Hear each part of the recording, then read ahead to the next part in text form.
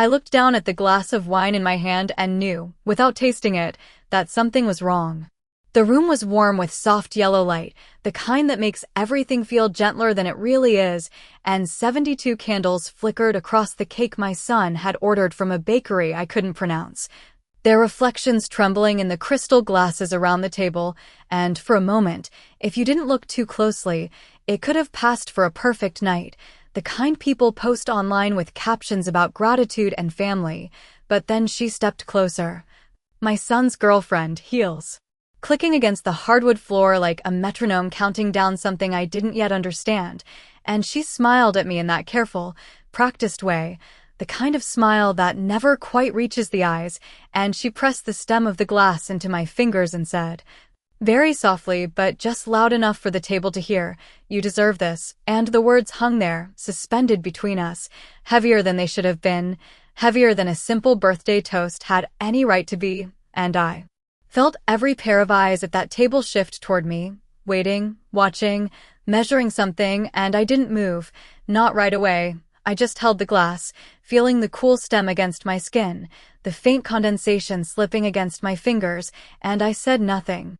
My son laughed, a little too quickly, like he needed to fill the silence before it grew teeth. "Go on, Mom," he said, lifting his own glass halfway, not quite meeting my eyes. "It's just wine," and I turned my head just enough to look at him, really look at him.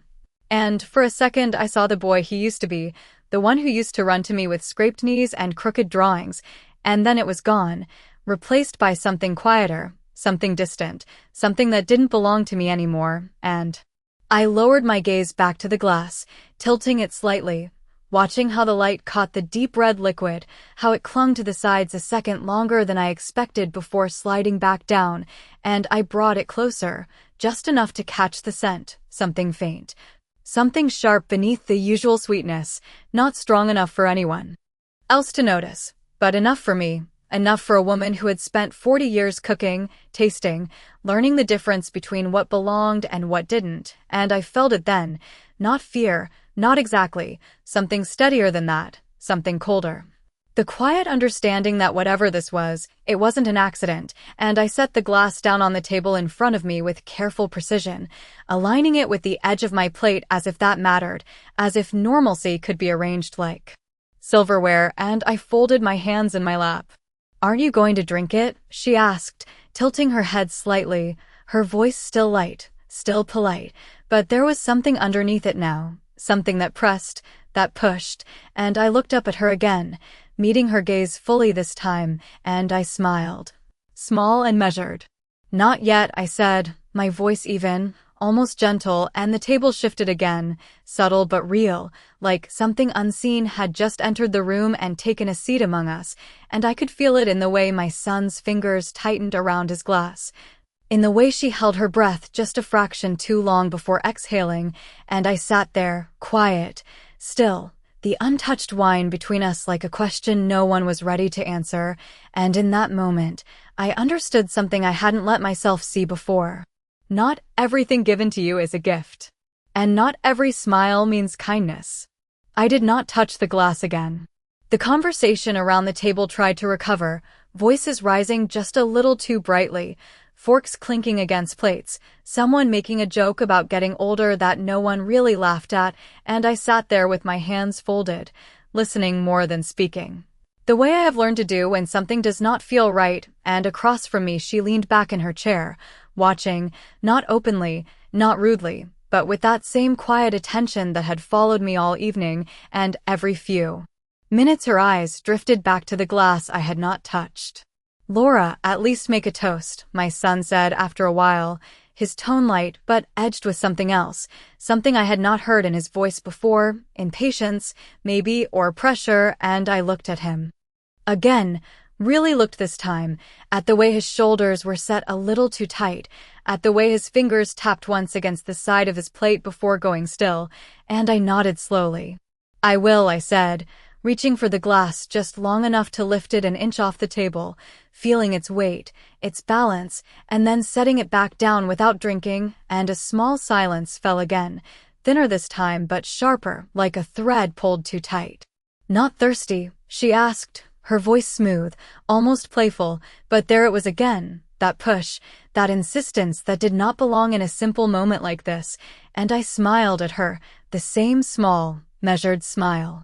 "I have never been in a hurry for anything important," I said, and I let the words sit there, gentle on the surface, but carrying their own weight underneath, and I saw it then, just for a second, the flicker in her expression.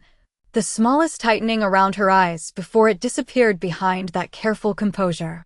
Dinner moved on after that, plates cleared, dessert served, candles relit so my son could insist on the moment he had planned, and everyone sang, voices overlapping, some sincere, some simply polite.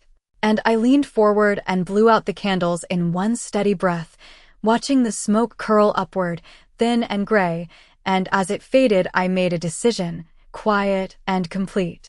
I would not ask questions tonight. I would not confront anyone at this table. I would not give them the reaction they were waiting for.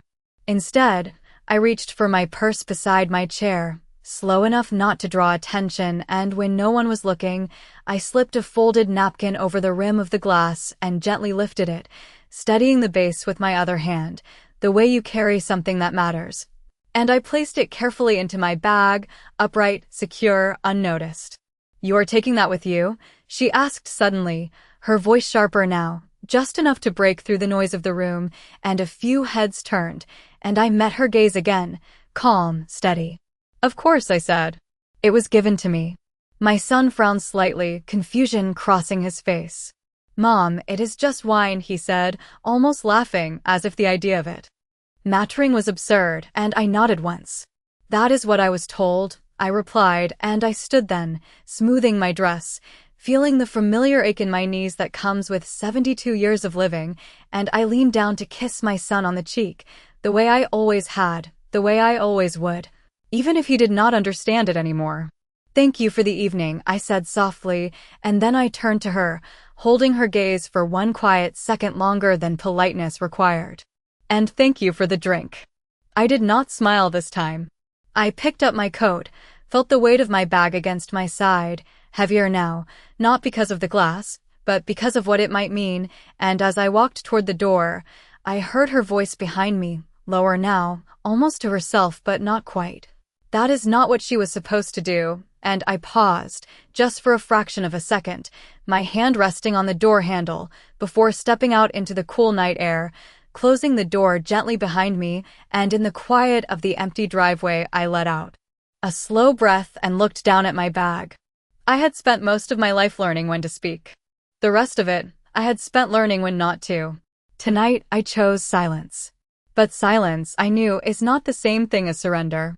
The next morning arrived without ceremony, the kind of quiet, gray morning that does not ask permission before it settles in, and I was already awake before the sun had fully risen, standing in my kitchen with a cup of coffee I had not yet touched.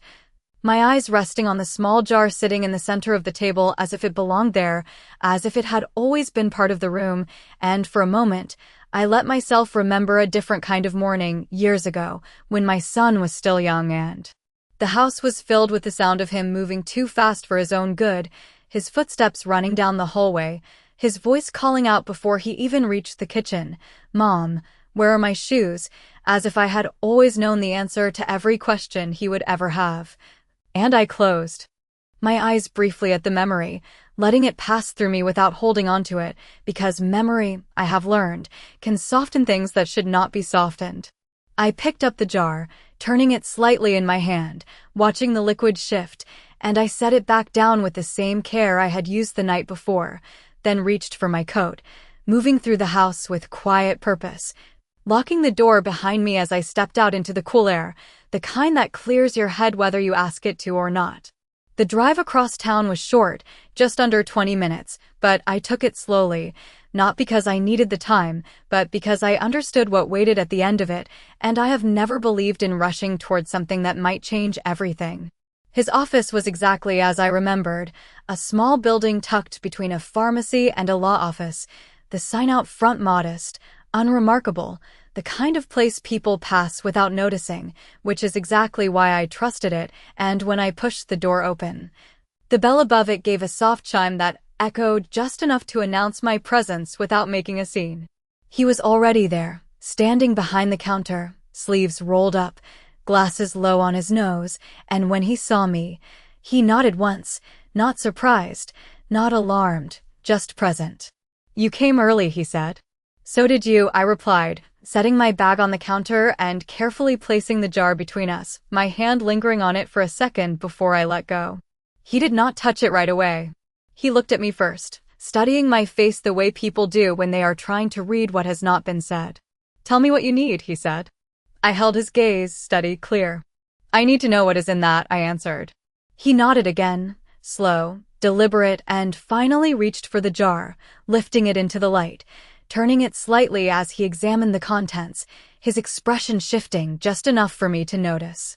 "Where did you get this?" he asked, not casually, not as a formality, but as a question that mattered. I did not look away. "It was given to me," I said. He paused at that, just for a fraction of a second, then set the jar down on the counter with more care than before. "All right," he said quietly. "Leave it with me. I will run a full analysis. It might take a few hours." I nodded. "Take the time you need." There was a silence then, not uncomfortable, just heavy with the understanding of what might come next, and as I turned to leave, his voice stopped me. "Laura," he said, and I looked back at him. "If this is what I think it might be, you need to be careful." I considered that for a moment, the weight of it, the implication behind it, and then I gave a small, almost imperceptible nod. "I have been careful for a long time," I replied, and I stepped out of the office, the door closing softly behind me, the bell chiming once more as if marking the beginning of something that had already been set in motion long before last night. And as I walked back to my car, I realized that whatever answer came from that jar, it would not be the beginning of the story. It would only be the proof. I did not go straight home. Instead, I drove slowly through streets I had known for decades, past grocery stores where I used to count every dollar, past the small park where my son learned how to ride a bike without training wheels, past the church where I sat alone after my husband passed, learning how to breathe again in a life that no longer looked the way I had planned, and I let those memories come and go without holding on to them, because I understood something now that I had not allowed myself to fully see before. Something that had been building quietly over the past few years, in small moments that did not seem important at the time, but now lined up too neatly to ignore. I thought about the first time he mentioned her, the way his voice had changed just slightly, careful, almost rehearsed, as if he had already decided what I was supposed to think before I had the chance to feel it for myself. "She is different, Mom," he had said. And I had smiled, because that is what mothers do when they want to believe their children are happy, even when something in their chest tells them to look closer. And I had not asked too many questions then, not because I did not want to know, but because I trusted him to choose well, the same way I had trusted him with everything else his entire life. That was my first mistake. The second came slower, quieter, spread out over months instead of moments. The missed calls that turned into shorter conversations, the visits that became less frequent, the subtle shift in the way he spoke to me, not disrespectful, not openly, but distant, like someone translating their own thoughts before saying them out loud. And then there were the small comments, the ones that did not sound like him. "You worry too much," he had said once, with a tone that felt borrowed. "You should relax more," and I had nodded, even though I knew those were not his words, not originally, and I told myself it was normal, that people change, that relationships evolve, that I needed to let go a little. Because holding on too tightly can break things just as easily as neglect can. But now, sitting in my car at a red light that had already turned green, I understood that it had not been change. It had been influence. I pulled over finally, turning off the engine, letting the quiet settle around me again, and I reached for my phone, scrolling through messages I had not revisited in months, reading them differently now, noticing what I had missed before. The way her name appeared more often than his in the later ones, the way plans were phrased as decisions already made, the way he had stopped asking and started informing, and I felt something shift inside me, not anger, not yet, something more precise than that, something that sharpened instead of clouded. All right, I said quietly, the words steady, certain, and I placed the phone back down on the seat beside me. I had spent years teaching him how to think for himself, how to stand on his own, how to recognize what was right even when it was not easy, and somewhere along the way, someone else had stepped in and begun rewriting those lessons, not loudly, not obviously, but effectively, and I could not change that by arguing, by accusing, or by reacting in a way that would only push him further away. That was not how this would be handled. I started the car again, pulling back onto the road, my mind already moving ahead, not to the result, but to the process, to the steps that would need to be taken, the conversations that would need to happen, the evidence that would need to be clear, undeniable, and as I drove, I realized something that settled deeper than anything else I had thought that morning. This was not just about a glass of wine. It was about control. And I had never allowed anyone to take control of my life without understanding exactly what they were trying to do. I would not start now. The call came just after noon, at exactly 12:14, the kind of precise timing that tells you the person on the other end did not wait any longer than necessary, and I was already sitting at my kitchen table when my phone lit up, the same chair, the same place where the glass had sat the night before, now replaced by a clean surface that gave nothing away, and I let it ring once before answering, not out of hesitation, but out of habit, because I have always believed that rushing into answers rarely serves you well. Laura, he said, and his voice was different this time, lower, more measured, the way people speak when they understand the weight of what they are about to say. I have the results. I did not respond right away. I simply listened. Can you come in? He asked. I would rather explain this in person. I looked down at my hands, resting calmly in my lap, and I nodded, even though he could not see it. I will be there shortly, I said, and I ended the call without asking another question, because I already knew that whatever he had found, it was not something meant to be discussed lightly over the phone. The drive back felt shorter this time, not because the distance had changed, but because my mind was already moving ahead, preparing, organizing, placing pieces into a structure that would hold once everything was revealed, and when I stepped into his office again, the air felt different, heavier, as if the room itself had been waiting for me. He did not stand this time.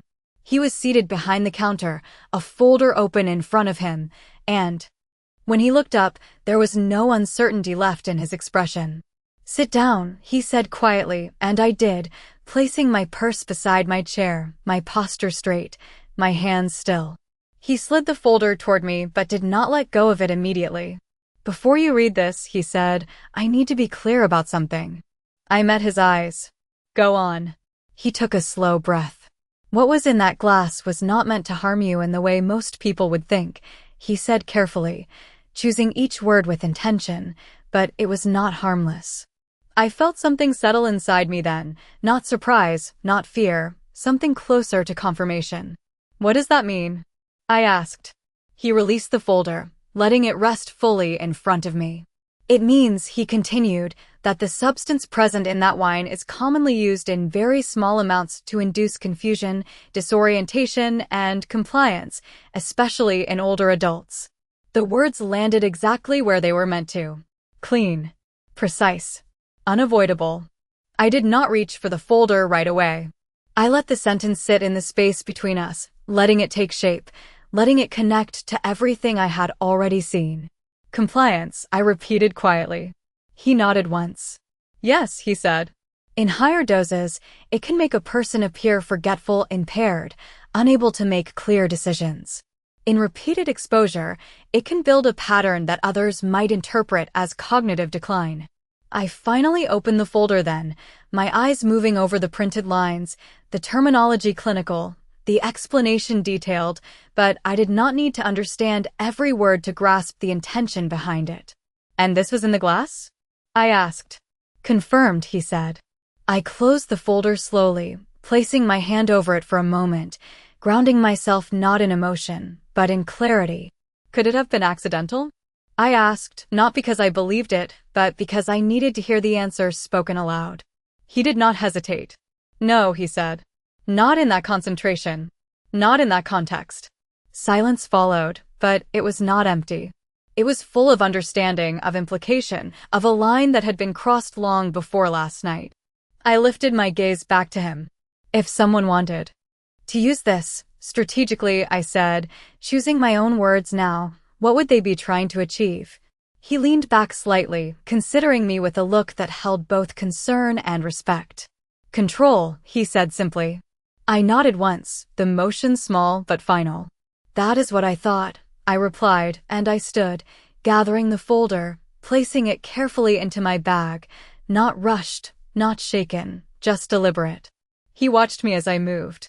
Laura, he said, his voice softer now, you need to be very careful about what you do next. I paused at the door, my hand resting on the handle, and I allowed myself the smallest breath before answering. I will not react, I said. I will respond.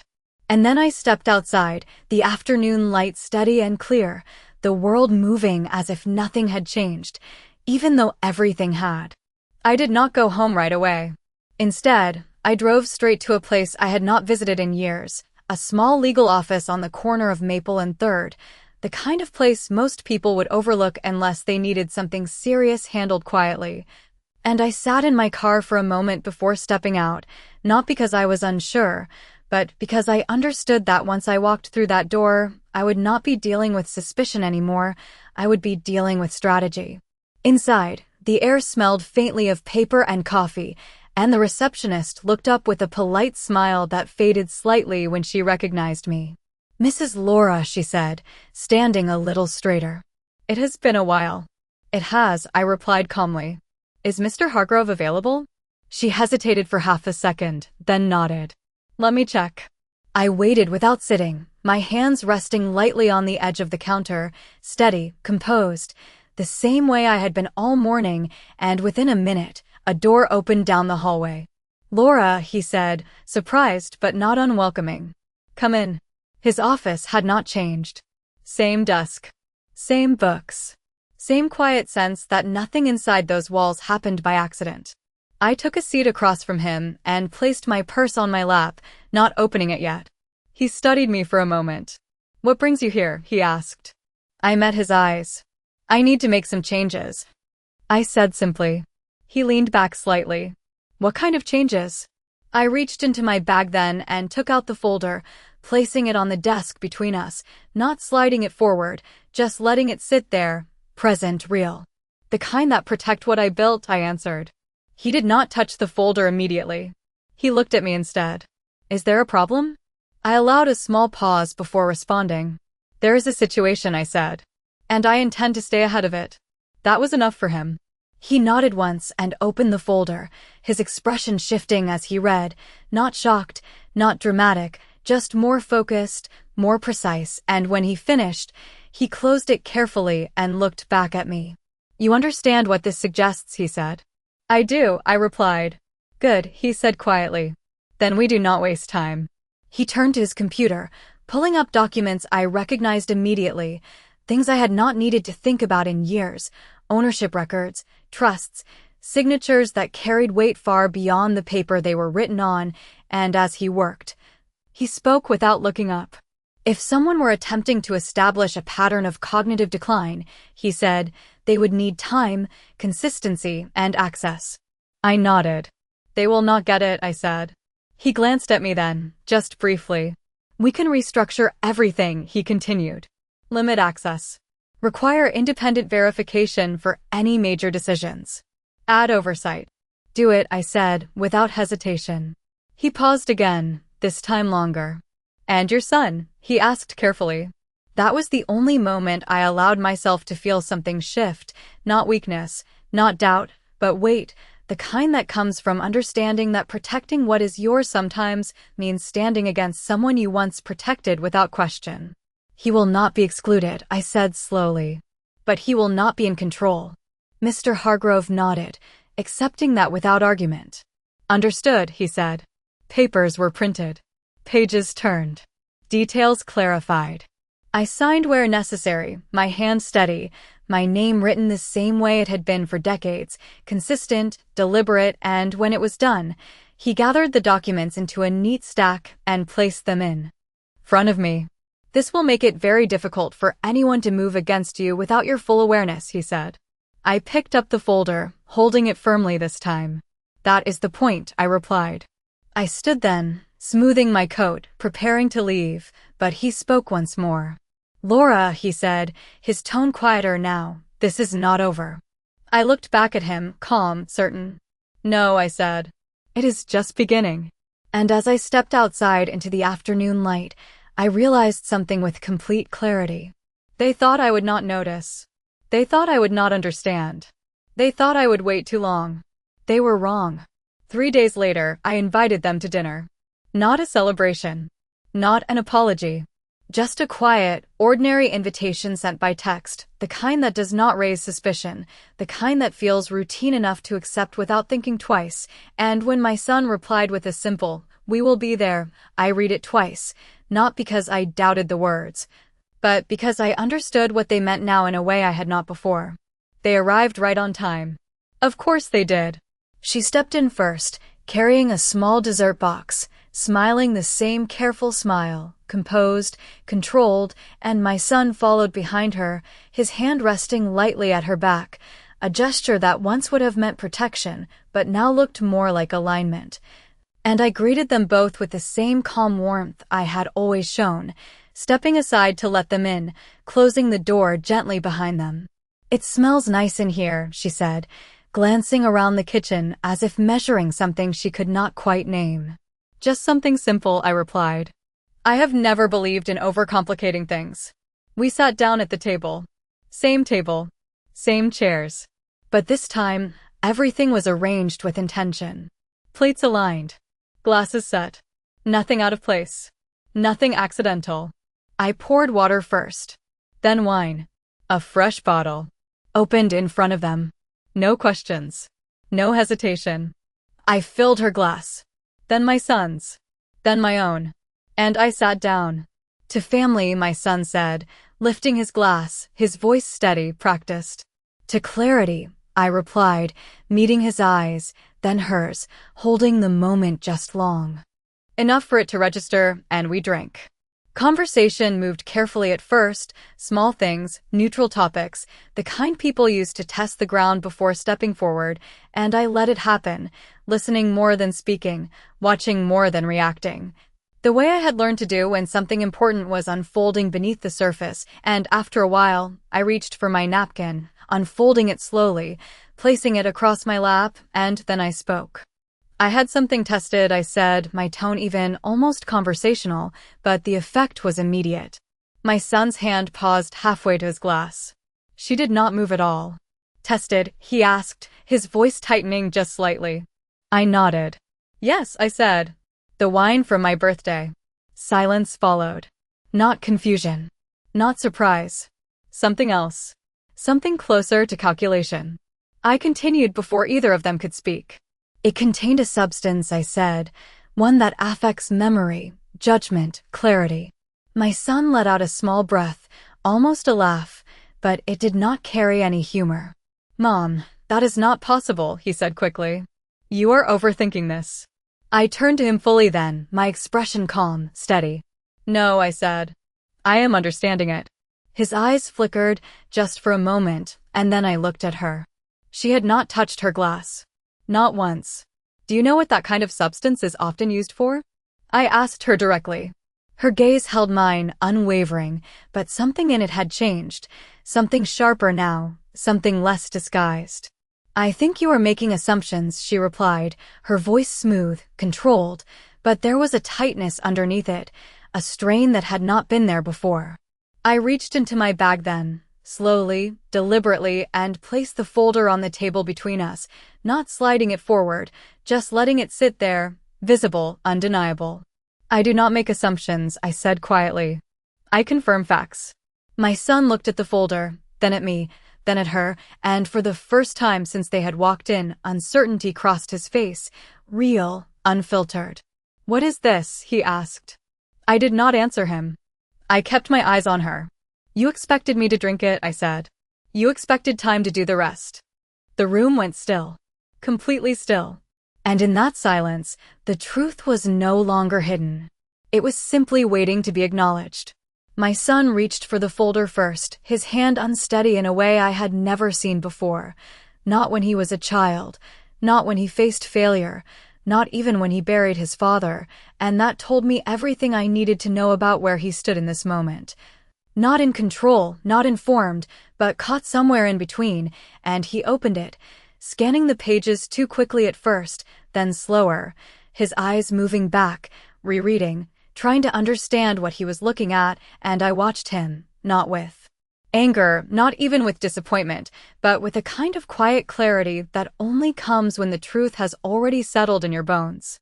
This does not make sense, he said finally, his voice low, strained, and he looked at her, searching for something, an explanation, a denial, anything that could undo what was now sitting plainly in front of him, and she held his gaze for a moment, just long enough to decide what version of herself she was going to show next.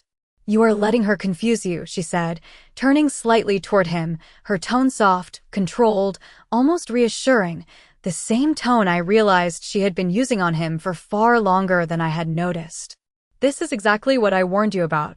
I tilted my head slightly, not interrupting, not reacting, just observing, because this was no longer about what I knew. It was about what he was willing to see.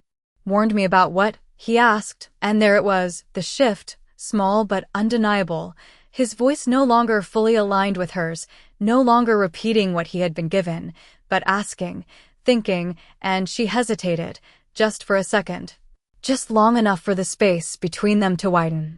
"About confusion," she said, recovering quickly. "About how things can be misinterpreted."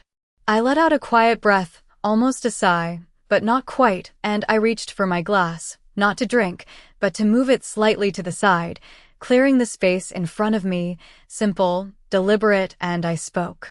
"This is not confusion," I said. "This is documentation." My son looked back down at the folder, then at me, and I saw it then, the moment it started to break, not completely, not all at once, but enough for doubt to enter, enough for the certainty she had built to begin to crack. "Why would anyone do this?" he asked, the question not directed at me, not fully, but hanging there, open, searching. I met his eyes. "Control," I said. "Slow. Quiet. Difficult to prove if you do not catch it early." He swallowed, his throat tightening, and for the first time, he looked at her not as a partner, but as someone he needed to understand. "Did you know about this?" he asked her, his voice steadier now, but sharper, and she held his gaze, her composure still in place, but thinner now, strained at the edges. "You are being manipulated," she said, ignoring the question, redirecting, and that was the answer, more than any admission could have been, and I saw it land on him, heavy, undeniable. The realization that the person standing between us was no longer just someone he cared about, but someone he did not fully know. I stood then, slowly, not to end the conversation, but to shift it, to take back the space that had been quietly contested for far too long, and I placed my hand lightly on the back of my chair. "I am not here to argue," I said, my voice calm, even, the same steady tone I had carried from the moment this began. "I am here to make something clear." They both looked at me now, fully, completely, no distractions left. "Everything that belongs to me is now protected," I continued. "Every decision requires my direct approval. Every document requires independent verification. No one speaks for me. No one acts on my behalf." My son's expression shifted again, this time not with confusion, but with understanding, the slow realization of what that meant, not just legally, but personally. "Mom," he started, but I raised my hand slightly, not to silence him, but to pause him. "You are still my son," I said gently. "That has not changed. But trust is not something that survives assumption. It survives truth." The room fell quiet again, but this time it was different, not tense, not uncertain, but settled, final in a way that did not need to be forced, and I looked at him one last time, not as the boy he had been, not as the man he was struggling to be, but as someone who now had a choice to make. "I gave you everything I had," I said softly. "Not so you could control me, but so you would never need to." I turned then, picking up my purse, walking toward the door with the same steady pace I had carried through every part of this, and as I reached for the handle, I paused, just briefly, without turning back. "Be careful who teaches you how to think," I said quietly.